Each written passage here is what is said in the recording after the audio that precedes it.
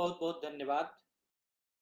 हम आप सभी का सचेतन के विचार के इस सत्र में स्वागत करते हैं। कल हमने चर्चा किया था कि बुद्ध अपना शरीर त्यागने से पहले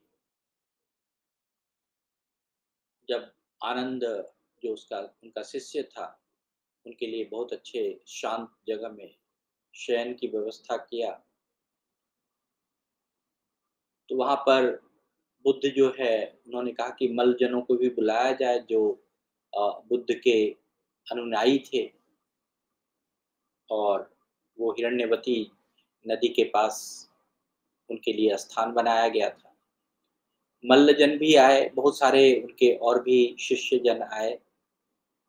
उन सबको उन्होंने अपना अंतिम उपदेश भी दिया, जिसमें उन्होंने कहा कि आलस्य छोड़ो, धर्म का पालन करो, विनय और अनुशासन से जीवन को जियो। अब बुद्ध अंतिम यात्रा की ओर बढ़ रहे थे और बुद्ध के निर्वाण के अंतिम समय की बात है, जो आज मैं 26वें सर्ग में बुद्ध चरित्रम से आप तक रखूंगा। एक त्रिदंडी मुनि जिसका नाम सुभद्र था, वह बुद्ध को देखने के लिए, बुद्ध से मिलने के लिए वहां पर आए। और त्रिदंडी मुनि जो भूत भविष्य वर्तमान सबको जान सकता है, बहुत विद्वान, बहुत ही उच्च कोटि के मुनि थे सुभद्र मुनि। वह बुद्ध के धर्म के बारे में जानना चाहते थे।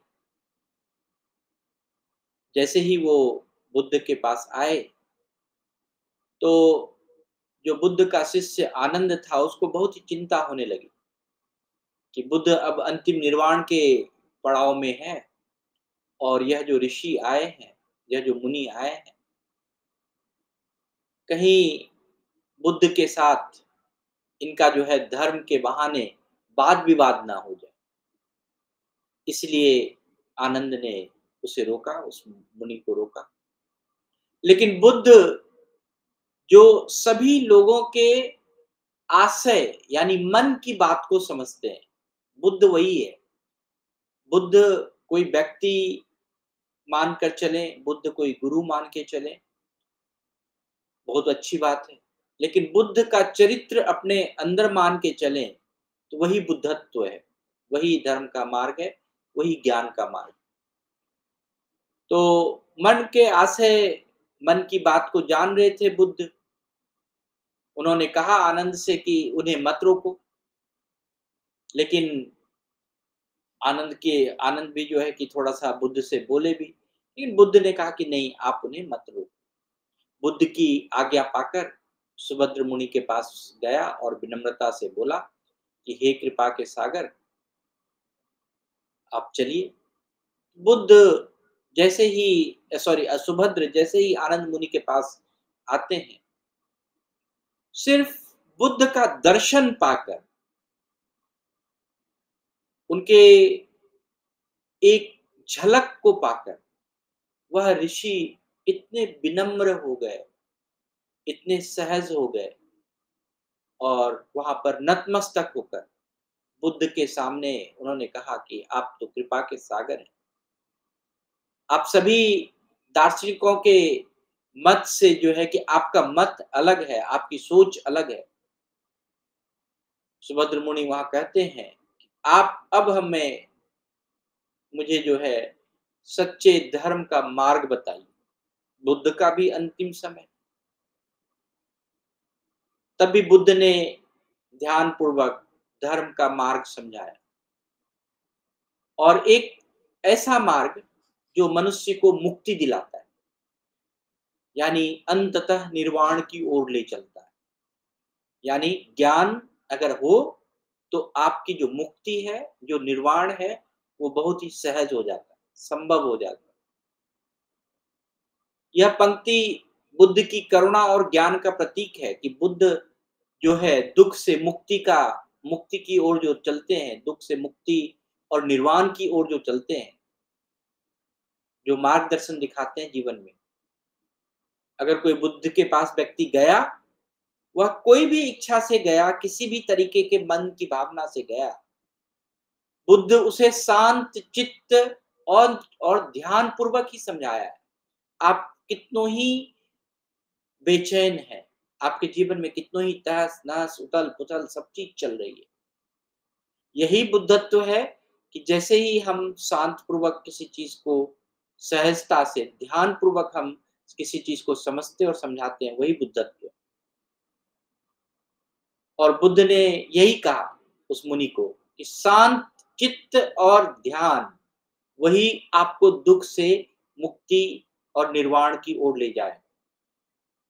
सुभद्र मुनि यह बात सुने, यह जो और बुद्ध ने उस उनको और भी बताया कि यह जो जीवन है, इस जीवन में दुःख है, पर मैं तुम्हें एक ऐसा मार्ग दिखाता हूँ, जो इन दुःख से मुक्ति दिलाएगा। और यह जो मार्ग है, वही धर्म का मार्ग। कोई बहुत बड़ी चीज़ बुद्ध ने नहीं कही है अपने जीवन में। उन्होंने बहुत ही सहज और साधारण बात कही। उन्होंने स वहाँ पर भी जो सुभद्र मुनि को जो मार्ग दिखाया, वो सत्य, करुणा, ध्यान और ज्ञान यानी समझ पर आधारित मार्ग था। यदि इस मार्ग पर चलोगे, तो अंत में तुम निर्वाण यानी शांति को प्राप्त कर सकोगे। चाहे आपके जीवन में कितनी भी कठिनाई हो, बुद्ध के चरित्र सिर्फ़ और सिर्फ़ आपको धर्म के रास्ते पे चलने के लिए सिखाता है। भीतर से शांति, मुक्ति और आप कैसे उस रास्ते पे चल के अपने आप को आनंदित कर सकते हैं। यह प्रसंग जो मैं कह रहा हूँ कि अत्यंत मार्मिक है, गहन श्रद्धा का प्रतीक है। सुभद्र की यह जो घटना है, न केवल बुद्ध के उपदेश की प्रभावशाली शक्ति को दिखलाता है, बल्कि एक सच्चे शिष्य की भक्ति और समर्पण का भी उदाहरण है, सुभद्र का उदाहरण। सुभद्र की जो श्रद्धा है, वो गुरु के चरणों में कैसे हम जीवन को समर्पण करते हैं, उसकी श्रद्धा है। जब सुभद्र बुद्ध के उपदेश को सुना, तो उसका हृदय जाग उठा, उसे सच्चे ज्ञान की प्राप्ति हो गई और उसके जितने भी पुराने विश्वास थे, क्योंकि सुभद्र भी अपने आप में बहुत बड़ा ज्ञानी था, उन सब विश्वासों को त्याग दिया और पूरी श्रद्धा से बौद्ध धर्म को अपनाया। और यह इतना गहरा परिवर्तन था, इतना सच्चा परिवर्तन था कि उसने अपने प्राण भी गुरु के निर्वाण से पहले त्याग दिए। आप बुद्ध जो अब जो ऑलरेडी जो पहले से ही अपने जीवन, अपने निर्वाण का समय निश्चित कर रखा है, निर्वाण के लिए जो है कि वो तैयारी कर रहे हैं। वहाँ पर जब वो कोई एक नया शिष्य मिलता है, उसको इतना ज्ञान हो जाता है कि वह गुरु के निर्वाण से पहले ही अपने आप को त्यागता है, निर्वाण की ओर जाता है। मानो इस बात से यह कह रहा हो कि सुभद्र ने कहा कि गुरु, मैं आपकी बात को सुनकर, आपके ज्ञान को सुनकर अब मुझे कुछ नहीं करना चाहिए, मैं ऐसा सोच रहा हूँ। मैं गुरु की शरण में पूर्णता से अपनी जीवन को देना चाह रहा हूँ। और यह गुरु का जो कथन है, ये बहुत ही बड़ा, गुरु के लिए एक बहुत बड़ा कथन है। जब शिष्य सच्चे हृदय से सत्य को ग्रहण करता है, तो ही जीवन में और मृत्यु के वह पार जा सकता है। तो ही उसकी आत्मा को शांति प्राप्त हो सकती है। बुद्ध के अन्य शिष्यों ने जो संस्कारों को अच्छी तरह से जानते थे, वो सबसे पहले सुभद्र का सम्मान पूर्वक अंतिम संस्कार किया। इसके बाद बुद्ध अपने अंतिम शब्दों में कहा कि मेरे जाने के बाद मेरे उपदेश को ही अपना गुरु मानना, उसी के अनुसार आचरण करना। यह बुद्ध के जीवन का एक महत्वपूर्ण अंतिम संदेश है, जहां उन्होंने शिष्य को आत्मनिर्भरता और धर्म आधारित मार्ग सिखाया। धर्म ही गुरु है।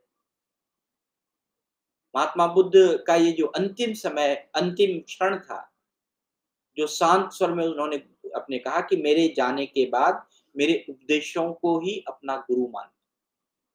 उन्हीं के अनुसार अपना आचरण करना तुम्हें सच्ची राह दिखाएंगे। यह बुद्ध की महानता को दर्शाता है। चाहे वो चाहते थे कि उनके अनुयायी किसी व्यक्ति पर नहीं, बल्कि सत्य और धर्म का विश्वास करें। किसी व्यक्ति के पीछे ना चले, किसी किसी किसी के भीड़ में ना चले।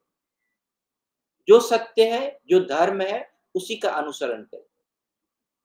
और यहाँ पर हम देखेंगे कि यह उपदेश हमें यह भी बताता है कि सच्चा ज्ञान वही होता है जो समय के साथ भी टिकता है। मतलब आप कितनों ही कुछ बदल जाए, लेकिन ज्ञान और जो धर्म है, धर्म का जो मार्ग है, वो अडिग रहे, वो कभी भी हिले नहीं। और सच्चा गुरु वही होता है जो हमें अपने पैरों पर चलना सिखाता है। सच्चा गुरु कभी भी आपको यह नहीं सिखाएगा कि तुम मेरे बिना नहीं चल सकते हो। तुम अपने आप कैसे इंडिपेंडेंट चल सकते हो। बहुत ही शांत और गहन भाव से यह अंतिम कड़ी है जो भगवान बुद्ध के निर्वाण की यात्रा का समापन की ओर ले जाता है। शांतिपूर्ण निर्वाण। बुद्ध अपने संदेश में यह कहने के बाद बुद्ध की ध्यान अवस्था में वो चले गए और वो धीरे-धीरे अपने श्वासों को नियंत्रण करते गए।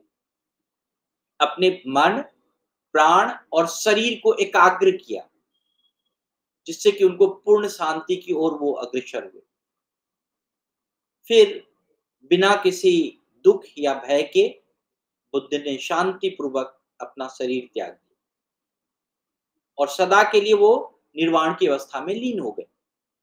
बुद्ध की जो यह अंतिम यात्रा है, यह सच्चे जीवन में कैसे शांति और विवेक से जिया जाए, उसकी यात्रा है। सच सच्चा अंत वही है जहां पर हमें बिना किसी मोह, माया, भय किसी चीज को स्वीकार करना, वही हमारी मुक्ति का रास्ता है।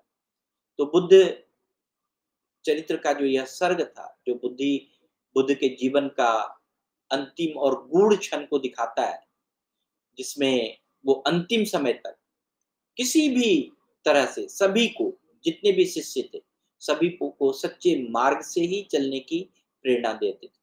तो आज के लिए इतना ही। आप सबका बहुत-बहुत धन्यवाद, बहुत-बहुत आभार। अगर आपके मन में कोई विचार हो, धन्यवाद के शब्द हो, तो बोल सकते हैं, किसी के मन में।